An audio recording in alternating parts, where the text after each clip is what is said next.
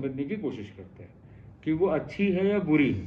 पहले तो ये समझते हैं, होती है, सबको होती है, ये हमने सबने एक्सेप्ट कर लिया, पर वो अच्छी है या बुरी है वो चीज़ को हमको समझना है।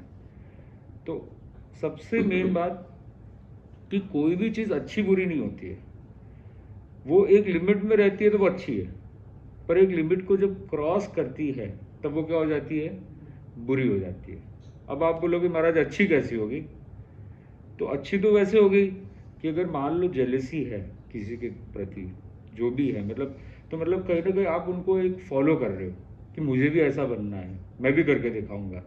तो वो एनर्जी बॉम्बार्डमेंट तो हुआ, पर वो एनर्जी आपने क्या कर दिया, चैनलाइज कर दिया। आपने उनको गिराने के बजाय, वो बोलते हैं ना दो लिटी है, ऊपर एक लाइन ड्रॉ की है, अब आप एक है कि उसकी लाइन को रब करते हो, वो क्या हो गई, वो एक्सट्रीम जेलेसी हो गई कि आपने उसकी लाइन को ही रब कर दिया। तो आपको करना क्या चाहिए भाई, आपकी लाइन छोटी है तो आपकी लाइन बड़ी करो ना उसको, तो आप लाइन बड़ी करो। तो आपके ऊपर आपको एक लाइन दिख रही है जो आपसे थोड़ी बड़ी है, तो वो मोटिवेट भी कर रही है, इंस्पायर भी कर रही है कि मुझे अपनी लाइन बढ़ानी है, मुझे अपना डेवलपमेंट करना है, मुझे अपनी पोटेंशियलिटी, अपने टैलेंट को बढ़ाना है। तो जेलेसी उस मायने में अच्छी भी है कि भाई आपको एक मॉडल मिलता है कि मुझे इससे आगे बढ़ना है। अगर कोई होगा ही नहीं तो फिर किसके प्रति तो जेलेसी करोगे, कैसे अपनी लाइन बड़ी करोगे?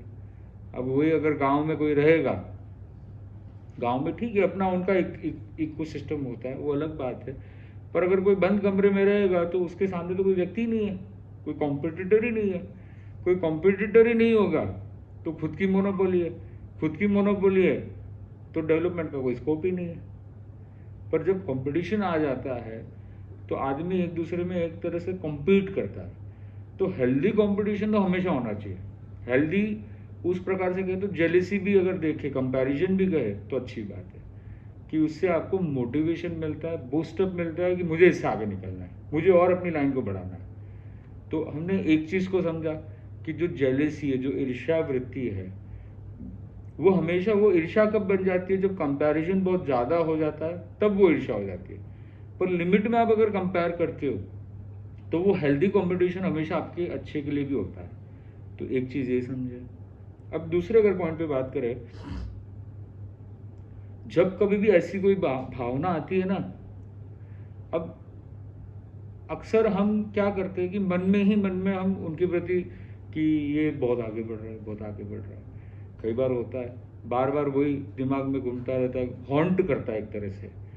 जब वो ये हॉन्ट करता है ना, तब सारी प्रॉब्लम चालू होती है, तब आप वो लूप में फंस जाते हो। जो भी व्यक्ति को आपने, एक को देखा, 5 को देखा, 20 को देखा, जितनों को भी देखा, पर आपको मन में क्या आ गया, मैं तो इधर का इधर ही हूँ, मैं तो ऐसा ही हूँ। फैमिली में कई बार मान लो कोई है तो एक बच्चा है बहुत आगे जा रहा है, एक बच्चा बेचारा वो नीचे रह रहा है, तो उसको बार बार दिमाग में क्या आएगा, ये बहुत आगे जा रहा है। तो एक चीज़ हमने जो कोशिश की, जो अपने धर्म संघ में बहुत फेमस है, अपने धर्म संघ में जब भी साधु संत मिलते हैं तो सब एक जैसे तो होते नहीं है। किसी ने बहुत अच्छा डेवलपमेंट किया होता है, ग्रोथ किया होता है, और किसी ने नहीं भी किया होता है।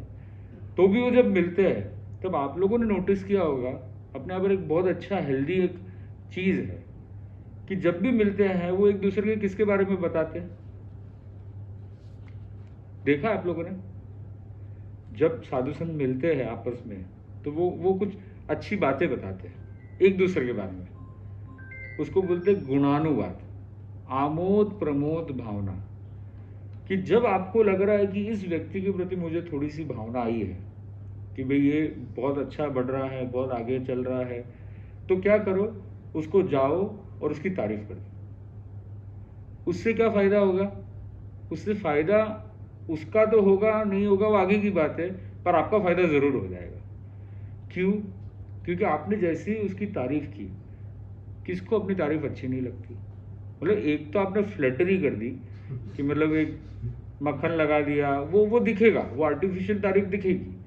और एक जेन्युइन तारीफ की, नेचुरल तारीफ की, एकदम मापे तोले शब्दों में आपने उसको बात बताई, तो वो भी समझ जाएगा कि इसको मुझसे कुछ एक्सपेक्टेशन नहीं है, ये तो जेन्युइन तारीफ कर रहा है। तो जब जेन्युइन तारीफ होगी ना, उससे एक फ़ायदा क्या होगा, वो आदमी आपसे ओपन अप हो जाएगा। होता क्या है कि जब हमको किसी से काम पड़ता है तभी उसकी तारीफ करते हैं, काम नहीं है तो तारीफ भी नहीं है।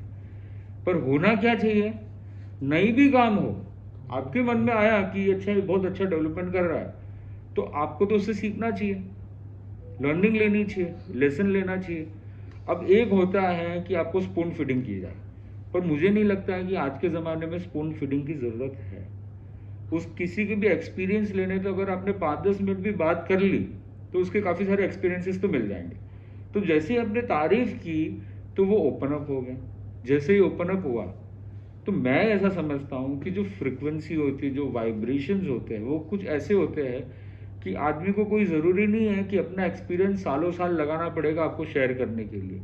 वो 15-20 मिनट भी आपसे बात करेगा ना, तो आपको काफ़ी सारी उनकी वाइब्रेशंस मिल जाएगी। जैसे होता है ना, लैपटॉप के पास जाते हैं, अमुक डेटा चाहिए, पासवर्ड चाहिए, बस खाली पासवर्ड खोलने में टाइम लगता है, पासवर्ड खोल दिया, फिर आपको जो डेटा चाहिए वो पेनड्राइव में मिलेगा, नहीं मिलेगा, सारा मिल जाएगा आपको, इंस्टेंट मिल जाएगा। पेनड्राइव निकाली, 5-10 मिनट में डाउनलोड लिया, किया, आ गया। तो अगर पेनड्राइव काम कर सकती है तो ये वाइब्रेशंस क्यों काम नहीं कर सकती। वो सब पासवर्ड खोलने की ज़रूरत है, उनको ओपन अप करने की ज़रूरत है। और वो ओपन अप कब होगा, जब आप उसकी ट्रू क्वालिटीज़, जेन्युइन क्वालिटीज़ गुणानुवाद करोगे, तब वो ओपन अप होगा।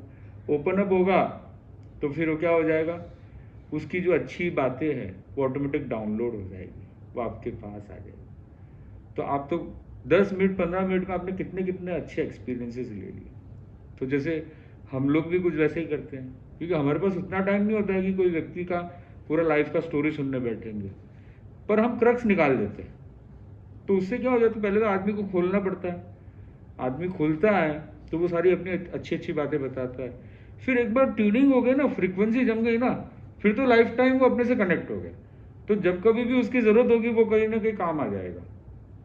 पर सबसे बड़ा चैलेंजिंग ये होता है कि फ्रीक्वेंसी जमना, आप अलग फ्रीक्वेंसी में हो, वो अलग फ्रीक्वेंसी में। और प्रॉब्लम क्या होता है, आदमी फ्रीक्वेंसी चेंज नहीं करता है, उसकी जो फ्रीक्वेंसी उसी फ्रीक्वेंसी में रहता है। अब हम तो क्या लोगों से बहुत मिलते हैं, हम संत है तो हमारा तो काम ही ये हो जाता है कुछ हद तक। समाज में अलग अलग प्रकार के लोग होते हैं, सबकी अलग अलग फ्रीक्वेंसी होती है, खाली समाज की बात नहीं है, नॉन जैन में भी जाते तो अलग फ्रीक्वेंसी होती है। तो उस फ्रीक्वेंसी को हमको बार बार चेंज करना पड़ता है। तो अभी अडेप्ट कर लिया हमने, हम तुरंत मतलब कोई भी फ्रीक्वेंसी जैसी चाहिए वैसे हम अडेप्ट कर लेते हैं। तो इसका फ़ायदा यही मिलता है कि उसको वही लगता है कि महाराज तो हमारे वाइब्स के हैं, हमसे कनेक्टेड है, हमसे जुड़े हुए हैं। तो हम तो आतंकवादी के पास भी जाएंगे उसको ऐसे ही लगेगा क्योंकि हम जेल में भी गए थे तो वहाँ पे भी कुछ हमको अच्छे अच्छे एक्सपीरियंसेस मिले थे। जो भी इंडिया की टॉप 3 जेल्स में तो हम चले गए, एक खाली आर्थर रोड बाकी है, वो भी अभी जाने का प्रोग्राम है। पर जेल में जाना 2 तरीके से जाते हैं, एक तो खुद सुधरने के लिए और एक दूसरों को सुधारने के लिए। तो सुधार गृह तो है, पर हम तो दूसरों को सुधारने के हिसाब से जाते हैं ना कि तो मेन बात यह है कि आप जब भी आपको जेलेसी आए तो आप क्या किया करो, जिस व्यक्ति के प्रति आई है उस व्यक्ति से कनेक्ट होने की कोशिश करो। जैसे कनेक्ट होंगे ना, आपकी सारी जेलेसी खत्म हो जाएगी। और अच्छी बात क्या है, जेलेसी आई क्यों, क्योंकि वो आगे बढ़ रहा है। तो आगे बढ़ रहा है तो अच्छी बात है ना। अगर कोई इंजन आगे चलता है तो डब्बे भी है ना, डब्बे ने खाली हुकर लगा दिया, वो इंजन चल रहा है, पीछे पीछे आप भी चल पड़े, बराबर है ना। तो ये फायदे का सोच कि आपको पावर लगाने की जरूरत नहीं है, बस उस इंजन से जुड़ना है आपको, वो जुड़े और आपके दरवाजे सारे खुले। पर आप बोलोगे मैं तो इंजन से टक्कर लगाऊंगा, तो टक्कर में तो क्या हो जाएगा, गड़बड़ हो जाएगा, क्योंकि वो तो पावरफुल है, आप तो हल्के फुल्के हो। तो साथ में मिलने में फायदा है। तो इसलिए कहा जाता है, एक इलॉन मस्क का बहुत फेमस कोटेशन है, if you can beat him be with it. मतलब अगर आप बीट नहीं कर सकते हो तो उसके साथ जुड़ जाओ, तो वो सबसे बेस्ट है। तो एक चीज़ समझ में आ गई कि हमको क्या करना है, कोऑर्डिनेशन करना है, कॉम्पीट नहीं करना है। जिसके प्रति भी कभी ऐसी भावना आई, क्यों आई, क्योंकि आप उसका कॉम्पिटिटर बनना चाहते हो। पर कॉम्पिटिटर नहीं बनकर के आपको क्या करना है, कोऑर्डिनेशन में जुड़ जाना है, उसके साथ कनेक्ट हो जाना है, उसकी वाइफ्स के साथ कनेक्ट हो जाना है, उससे कनेक्ट हो जाना है। तो एक पॉइंट ये हो गया। दूसरी बात कि जेलेसी आती क्यों है? क्योंकि आप कंपैरिजन करते हो। अब रोनाल्डो है, बोले वो इतना आगे बढ़ रहा है, मेसी इतना आगे, नेम फेम, बोले छोटी एज से बोले ये बंदा भी कितना आगे चला गया, वो बंदा भी कितना आगे चला गया, वो टेक इंडस्ट्री में बोले 21 की एज में मल्टी बिलियनर बन गया, मैं तो इधर का इधर ही। तो हम कंपैरिजन करते हैं। अब आप ये देखिए, कंपैरिजन करना कोई बुरी बात नहीं है, पर कंपैरिजन किसके साथ करनी चाहिए?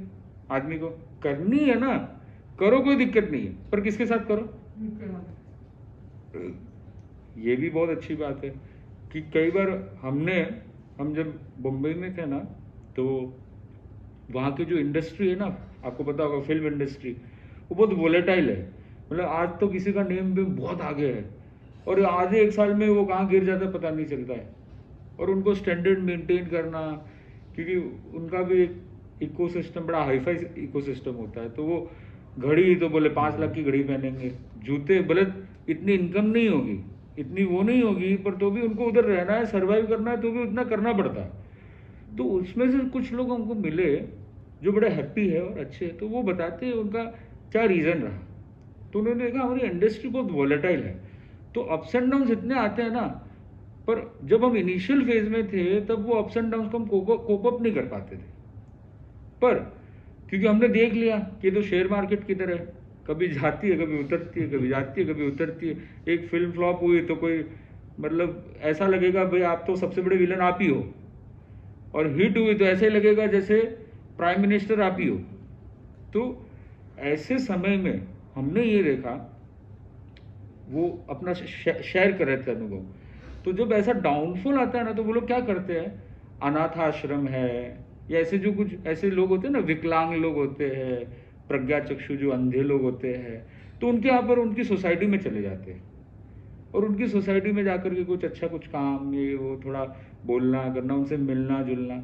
तो उससे उनको क्या पता चलता है कि देखो मेरे से भी बदतर लोग हैं जिनका जीवन इतना बदतर है, तो भी वो कितने खुश है। तो बोले मेरे पास तो इतना सब कुछ है तो भी मैं खुश नहीं हो पा रहा हूँ। तो वो ये जैसे ये करते अपने लाइफ में थोड़ा सा चेंज लाते और एकदम ट्रांसफॉर्मेशन आ जाता है, वो एकदम हैप्पी हो जाते हैं।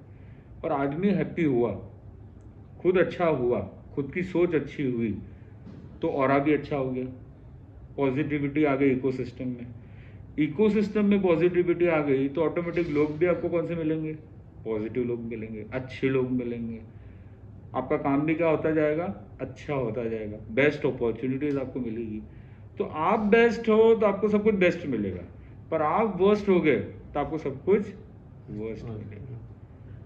तो वो यही बोलते कि अगर हम वर्स्ट में चले गए, अगर हम पूरे एकदम वैसे इन्फीरियर हो गए, अपने आप को वैसे समझने लग गए, तो हमारे साथ हमेशा बुरा ही बुरा होता रहता है। पर जैसे हम थोड़ा सा ये चेंज करते हैं तो हमारा पूरा लाइफ चेंज हो जाता है।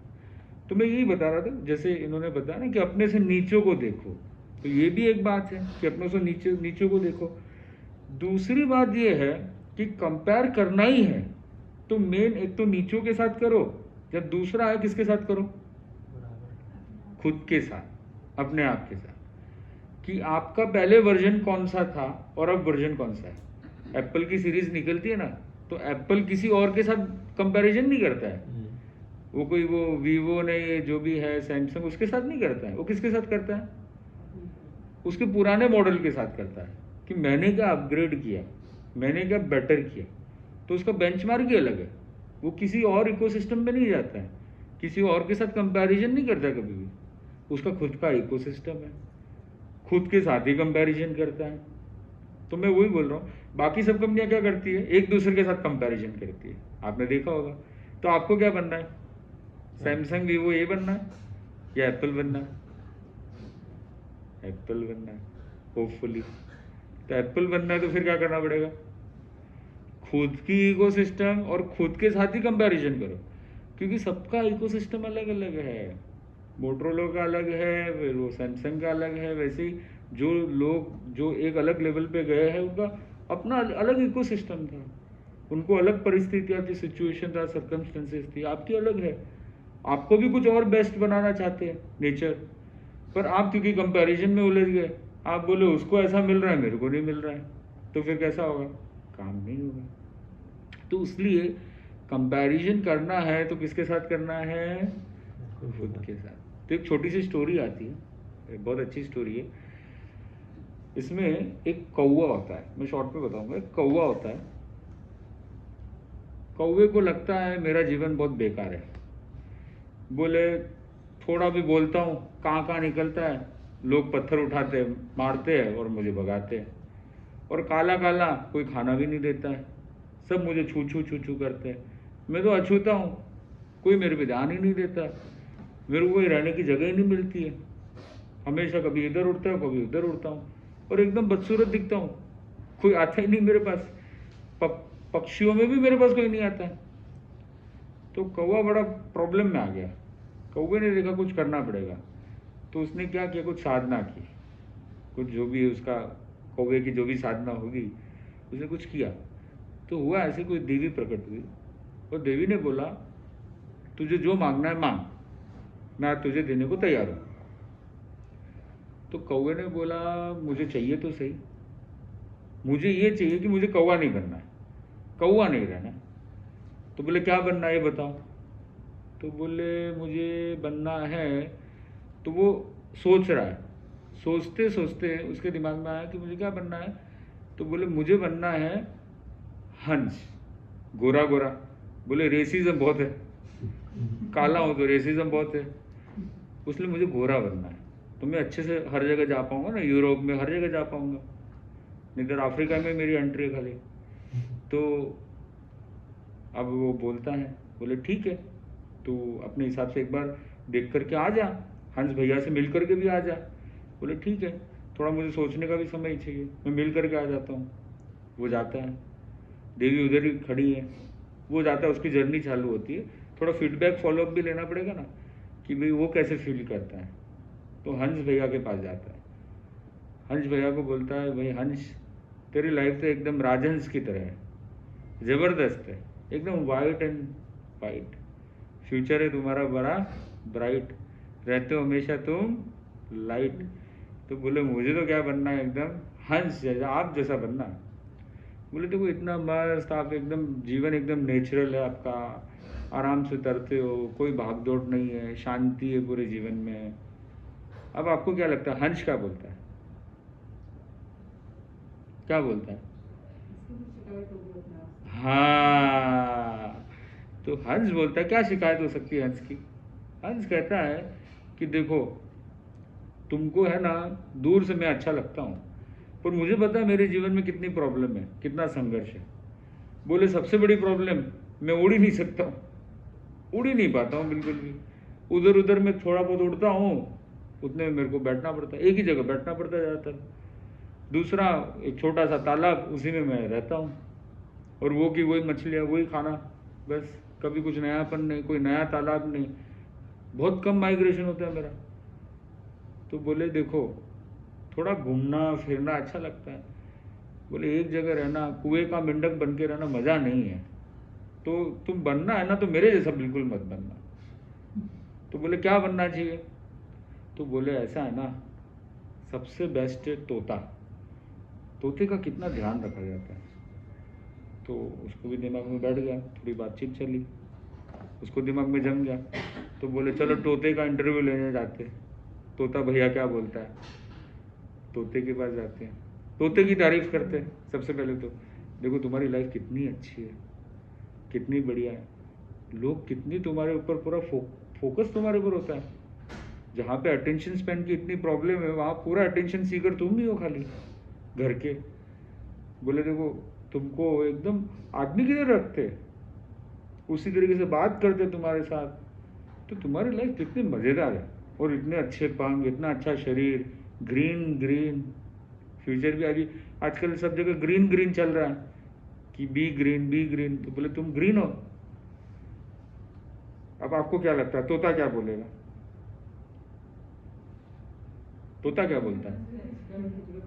तोते की भी शिकायत है। तोता क्या बोला कि बोले क्या तुम बोलते हो, बोले ये लोग बेकार लोग हैं एकदम, पूरे दिन पिंजरे में बंद कर देते मेरे को और पूरे दिन मिमिक्री करवाते रहते। मैं कोई खिलौना हूँ कि मिमिक्री करता रहूंगा? बोले ये बोल, वो बोल, हेलो बोल, बाय बोल, टाटा बोल, सी यू बोल। अरे क्या है ये? और बोले खाने में चलो चलो बुलाते, कोई दिक्कत नहीं, इतनी एनर्जी खर्च होती है ठीक है, पर खाने में तो एक ही चीज़ मिलती है हमेशा, वो भी मिर्ची। ना कभी लड्डू मिलता है, ना कभी गुलाब जामुन नहीं मिलता है, हमेशा रोज मिर्ची मिर्ची मिलती रहती है। तो बोले तुमको लगता है मेरी कोई पर्सनल लाइफ ही नहीं है? वो पिंजरे में मुझे बंद कर देते, उड़ने को तो मौका ही नहीं मिलता मेरे को। तुमको तो खुले आसमान मिल जाता है, मैं तो उसी में रहता हूँ पूरे दिन बंद बंद। बोले वेंटिलेशन भी नहीं, दिल्ली जैसी जगह में तो और मुश्किल, बाहर की हवा भी नहीं मिलती, और मिलती है तो पॉल्यूटेड एयर मिलती है। बोले देखो तुम और कुछ बन जाना पर तोता मत बनना। तो बोले क्या बनना चाहिए? तो वो बोले ऐसा है ना, सबसे बेस्ट क्या बनना चाहिए? तो बोले मोर बनना चाहिए, नेशनल बर्ड, सबसे बेस्ट है, सबसे मस्त है। बोले हाँ बात तो बराबर है, नेशनल बर्ड है तो प्रेस्टीज ही पूरा अलग है, स्टैंडर्ड और एकदम इलीट में आता है वो तो। बोले ठीक है उसके पास जाते हैं। अब वो जाते हैं उसके पास जाकर के उसकी तारीफ करते हैं कि बोले कितना बढ़िया, तेरे तो पंख कितने बढ़िया, हर कोई आता है दूर दूर से, मिलना चाहता है, देखना चाहता है, और तुम जब नाचते हो तो फिर तो बस बात ही खत्म, सारे डांसर साइड में हो जाते जैसा तुम नाचते हो। तो बोले तुम्हारी बहुत स्पेशल बात है, और तुम्हारे मोर तो सुकून है, कितनी जगह पर मांगलिक में मोर ले जाते, जहाँ पे मोर होता है, जहाँ पे तुम्हारी पंख होता है, वहाँ पे तो सबकी चांदी चांदी हो जाती है। अब आपको क्या लगता है मोर भी क्या बोलता है? मोर बोलता है भाई तुमको लगता है मोर मोर, पर मुझे पता है मेरा कितना बचता है अंदर का शोर, मुझे नहीं बनना है मोर। बोले मुझे पता है कितनी दिक्कतें मैं फेस करता हूँ रोज की। बोले देखो एक तो सबसे बड़ी प्रॉब्लम, मेरी कोई पर्सनल लाइफ ही नहीं है, मी टाइम ही नहीं है, जहाँ जाता हूँ वहाँ लोग आ जाते हैं, बोले नाचो नाचो नाचो, और पंख जैसे ही नाचता हूँ तो सब आते मेरे पास और पंख तोड़ के चले जाते, मतलब मेरा ड्रेस भी निकल जाता है पूरा। तो बोले मेरी दिक्कत लाइफ की बहुत बहुत बड़ी बड़ी दिक्कत है, और मैं जाता हूँ कहीं पे भी जाता हूँ तो कोई चुरा करके ले जाता है, मुझे उठा के ले जाता है, क्योंकि मैं नेशनल बर्ड हो गया तो हर कोई डिमांड करता है। अब यहाँ पे भी क्या हुआ, मोर क्या बोला कि बोले मेरे जैसा बिल्कुल मत बनना, उड़ भी नहीं पाता हूँ मैं तो, तुम तो उड़ पाते हो इतना अच्छे से, मैं तो उड़ भी नहीं पाता हूँ। तो बोले क्या बनना चाहिए? तो बोले सबसे बेस्ट है वो क्या बनना पता है? अरे वाह, आपको अनुभव लगता है। बोले सबसे बेस्ट है कौवा, कि बोले देखो उसकी पर्सनल लाइफ मी टाइम में रहता है, वी में भी रहता है, मी में भी रहता है, उड़ता है जगह जगह, जहाँ इच्छा हो गई वहाँ उड़ गया। और सबसे बड़ी बात क्या है, अटेंशन सीकर नहीं है, तो इसलिए ज़्यादा लोग उस पर फोकस नहीं करते, तो वो इग्नोर हो जाता है थोड़ा, तो उसकी लाइफ बड़ी मज़ेदार है। जो चाहिए खाओ, जहाँ नहीं बैठना है मत बैठो। तो बोले सबसे बेस्ट है, क्योंकि उसकी लाइफ में पर्सनल खुद के साथ वो टाइम बिताता। तो बोले बनना है तो क्या बनना है? कौवा। अब वो जाता है देवी माँ के पास और बोलता है कि भाई वापस मेरा जो ऑर्डर है ना वो स्टे पे लगा दो, अभी मुझे तो यही ठीक है, कौवा। तो मेन कहने का मतलब ये है कि आदमी सोचेगा मैं इसके जैसा बनूंगा, उसके जैसा बनूंगा, हर किसी के प्रोज एंड कॉन्स है, कंपैरिजन करने का कोई फायदा ही नहीं है। कंपैरिजन करना है तो किसके साथ करो? खुद के साथ करो, खुद के वर्जन के साथ करो, क्योंकि खुद के साथ जब करोगे ना तो आपकी कुछ यूएसपी होगी जो कहीं पे भी नहीं होगी, वो यूएसपी को निखरने का मौका मिलेगा। पर आप इधर उधर डिस्ट्रैक्ट हो गए, इधर उधर उलझ गए, तो आपकी जो इंटरनल जो टैलेंट होगा वो बाहर नहीं आएगा। वो बाहर नहीं आएगा तो दुनिया उससे वंचित रह जाएगी और आप भी बिखर जाओगे। तो निखरना है या बिखरना है? निखरना है तो कंपैरिजन किससे करनी है? खुद के साथ करनी है। खुद के साथ करेंगे तभी खुदा मिलेगा। उसलिए तीर्थंकर होते हैं ना, तीर्थंकर कोई भी तीर्थंकर होते हैं ना, जैसे भगवान आ गए तो अपने पुराने वालों के साथ कंपैरिजन नहीं करते कि भगवान ऋषभ ने ऐसा किया था, पार्श्वनाथ भगवान ने ऐसा किया था।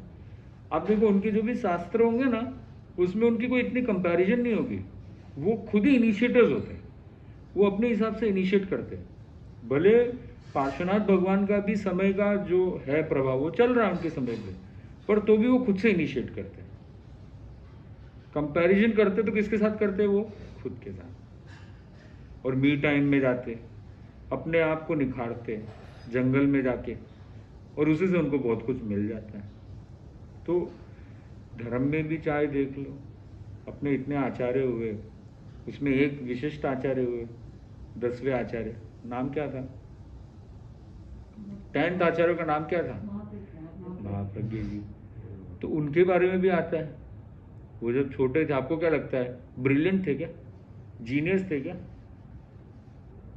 उनको बोलते थे बुद्धू, उसने उनका नाम ही था नत्थु।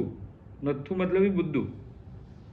उनको चिढ़ाते भी थे और उनको बोलते थे क्या कि बोले इसको तो क्या है, पात्री वात्री काम सेवा का काम होता है ना, उसमें लगा देंगे इसको। तो मतलब वो फेमस थे, क्योंकि और भी संत बहुत थे, पर सबसे ज़्यादा अगर लो आईक्यू वाले थे तो वो थे। चलना भी नहीं आता था, कालूगणी खुद उनको चलना सिखाते थे कि कैसे चलना, एकदम भोले भाले की तरह चलते थे, छोटे से गांव से आए थे। अब आप ये देखिए कि अगर वो कंपैरिजन में उलझ जाते हैं तो वो हमेशा इन्फीरियरिटी में रहते, हमेशा नीचा अपने आप को समझते। पर क्या उसमें उलझे वो? जैसे मान लो सीखना करते थे तो सीखने में वो एक श्लोक भी याद नहीं कर पाते थे, पर धीरे धीरे उन्होंने कुछ ऐसे संत होते थे जो एक दिन में 100 श्लोक भी याद कर लेते थे। तो वो सीधा उनके साथ कंपैरिजन करते तो क्या आगे आ पाते? छोड़ देते, वो पेशेंस ही चली जाती ना, खत्म हो जाती पेशेंस कि भाई 100 करते, अरे मैं तो कुछ करता ही नहीं। उनको लगता मैं तो कुछ जीवन में कर ही नहीं सकूंगा। तो बोले उससे तो अच्छा पढ़ाई बढ़ाई छोड़ो, मेरे तो यही सब ठीक है। होगा नहीं होगा, ऐसा भाव आएगा नहीं आएगा? आएगा, नेचुरल है। उस समय पे बहुत बड़े बड़े उनके कॉम्पिटिटर थे, पर उन्होंने कभी हार नहीं मानी, खुद के साथ किया, पेशेंस रखी। भाई आज 1 किया है, कल 3 करेंगे, फिर धीरे धीरे करते करते 5 तक आए। बहुत टाइम लगा। इनिशियल जैसे बोलते हैं ना, पैसों में भी बोलते हैं ना, 1 से 10 में बहुत टाइम लगता है, फिर 10 से 100 में कम लगता है, फिर जैसे जैसे आगे बढ़ते टाइम जो है ना वो कम लगता जाता है। पैसा पैसे को खींचता है, वैसे ही ज्ञान की भी वही बात है कि आपको इनिशियल में स्ट्रगल करना पड़ेगा, पर वो पेशेंस अगर आप खो दोगे तो फिर मुश्किल हो जाएगी। तो उन्होंने पेशेंस नहीं खोया, वो धीरे धीरे करते गए, और एक टाइम ऐसा आया कि वो भी एक दिन में 100 श्लोक भी याद कर लेते थे, 100 श्लोक बना भी देते थे संस्कृत में। और आशु कवि थे। आशु कवि मतलब इंस्टेंट कविता रचना करते थे, कोई सोचना भी नहीं पड़ता, तुरंत जैसे ही बोला कोई टॉपिक, लय बोला, राग बोली और तुरंत बोल दिया। तो आज तक के युग में उनके जैसा स्कॉलर कोई नहीं हुआ, पर वो जीनियस नहीं थे, वो भी बुद्धू थे, और बुद्धू होकर के इतने आ गए क्योंकि उन्होंने अपना सिस्टम बनाया। वो सैमसंग नहीं बने, मोटरोला नहीं बने, वो क्या बने? एप्पल बने। अपने इकोसिस्टम बनाया, खुद के वर्जन के साथ कंपैरिजन की, मैं कहाँ था और मुझे क्या होना है। तो आज हमने काफ़ी चीज़ें समझी है, जानी है। ऐसे ही वर्ल्ड वाइड भी अगर देखेंगे तो यही बात होती है, सब जगह पे एक ही बात आती है। आज आप देखो, छोटे लेवल पे बात करें, बड़े लेवल पे, आपने एक देश देखा होगा दुबई। अब वैसे दुबई में क्या रखा है आप देखिए, दुबई में कोई नेचुरल रिसोर्सेज है क्या ज़्यादा? आप ये देखिए ना, ऑयल भी नहीं है उधर कोई, ना पानी है। अब तो भी आप देखो कहाँ से कहाँ पहुँचा दिया। अगर वो कंपैरिजन करता ईरान के साथ, और ईरान के पास इतना ऑयल है, अरे यार इसके पास तो ये है वो है, अरे यूएस के पास तो टेक्नोलॉजी बहुत ज़बरदस्त है, तो आगे आ पाता? नहीं आ पाता। तो मुझे खुद पे फोकस करना है कि मैं खुद को कैसे डेवलपमेंट कर पाऊँ, एम्पावर कर पाऊँ। तो खुद के एम्पावरमेंट पे ध्यान देना चाहिए। जैसे खुद के एम्पावरमेंट पे ध्यान दिया तो आप देखो आज वर्ल्ड वाइड एक हब बन गया। जो किसके कारण से बना? खुद के कारण से। खाली उसने अट्रैक्ट किया, एक खाली काम किया, टूरिस्ट स्पॉट बना दिया कि बेस्ट टूरिस्ट लोकेशन होनी चाहिए जिससे वर्ल्ड के लोग सारे आए इधर। फिर धीरे धीरे उसको बिजनेस में कन्वर्ट कर दिया। लोग आए, अच्छा लगा लोगों को, उधर रहने लग गए, बसने लग गए।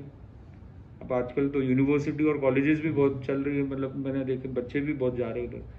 तो ये तो ऐसे बहुत सारे एग्जाम्पल्स हो सकते हैं। मेरा एक एग्जाम्पल होता है कि वर्ल्ड लेवल पे भी यही काम करता है कि आपकी यूएसपी क्या है, आप अपनी यूएसपी पे वर्क कीजिए।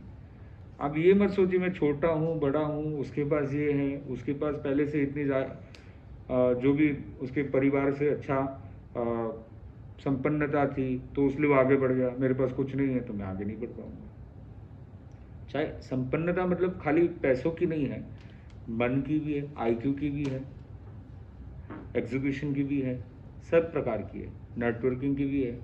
पर मेन बात है कि आपका विल पावर, आपका विल पावर और आपकी सक्षमता, और आप अपने आप को कितना एम्पावर करते हो। तो आज मैंने जेलिसी के ऊपर काफ़ी बात की और मैं समझता हूँ कि आपने पॉइंट दिमाग में रखे। तो हमने 2 पॉइंट पे मेन बात की है, एक है कोऑर्डिनेशन और एक दूसरा क्या था? कंपैरिजन। कि कंपैरिजन या तो एकदम छोटों के साथ करो या फिर किसके साथ करो? खुद के साथ। और कोऑर्डिनेशन, कोऑर्डिनेशन मतलब उससे कॉम्पीट मत करो, उसके साथ क्या करो? जुड़ जाओ। इसलिए कोटेशन है ना, if you can't beat it be with it. कि आप बीट नहीं कर सकते उसको तो आप क्या हो जाओ? उसके साथ हो जाओ। तो ये 2 पॉइंट, और मैं समझता हूँ ये 2 पॉइंट किस किस को अच्छे लगे। तो जो अच्छे लगे, आप तो अभी आए देखो कितनी, मैं बोला ना ये क्या है, वो वाली बात है, वो लैपटॉप का लिया नहीं बोला, नहीं वो तो है ही, वो पासवर्ड वाली बात हो गई। इन्होंने क्या बोले महाराज के साथ फ्रीक्वेंसी जम गई, तो मैंने तो क्या कर दिया, डाउनलोड कर दिया बस सीधा। तो आप लोगों को टाइम लगा, मुझे डाउनलोडिंग में टाइम नहीं लगा। बोले मैंने ऑटोमेटिक वो वाइब्स ले ली, पकड़ ली और डाउनलोड कर दिया। तो ये जो अच्छे पॉइंट्स है तो अपने तक रखनी चाहिए, शेयर करनी चाहिए। शेयर करनी चाहिए, नहीं करनी चाहिए? करनी चाहिए। तो अभी होमवर्क आप लोगों को है, 3 दिन में 3 लोगों को बताना है। कितने लोगों को? 3 और एक साथ बिठा करके नहीं बताना, 3 बार बताना, जिससे 3 बार आपका रिवीजन हो जाए। तो उसमें आप स्टोरी है, ये जितनी भी चीज़ है ना जो मैंने बताई वो आप नोट भी कर सकते हो, और कुछ अपने नए एग्जाम्पल भी ले सकते हो, और ओपन डिस्कशन कर सकते हो कि और भी कुछ मेथड्स है नहीं। तो मैं समझता हूँ वो चीज़ आप ज़रूर करोगे, क्योंकि इंजेस्ट तो करना बहुत ईजी है, उसको डाइजेस्ट करना बहुत ज़रूरी है। और वो डाइजेशन कब होता है? जब आप शेयरिंग करोगे ना तभी डाइजेशन होगा, तब आपके सबकॉन्शियस माइंड में ड्रिल हो जाएगा। ड्रिल हो जाएगा तो ऑटोमेटिक आपकी वाणी में आ गया ना, तो व्यवहार में भी आने में टाइम नहीं लगेगा। तो वो आप दूसरों के लिए बताने वाले हो या खुद के लिए बताने वाले हो? किसके लिए बताने वाले हो? खुद के लिए। दूसरों का भला तो ऑटोमेटिक हो जाएगा, वो बाय प्रोडक्ट है, पर मेन किसका भला करना है? खुद का। ठीक है, तो अब मनीष की बताएगी। तो मेरा विनम्र निवेदन मनीष।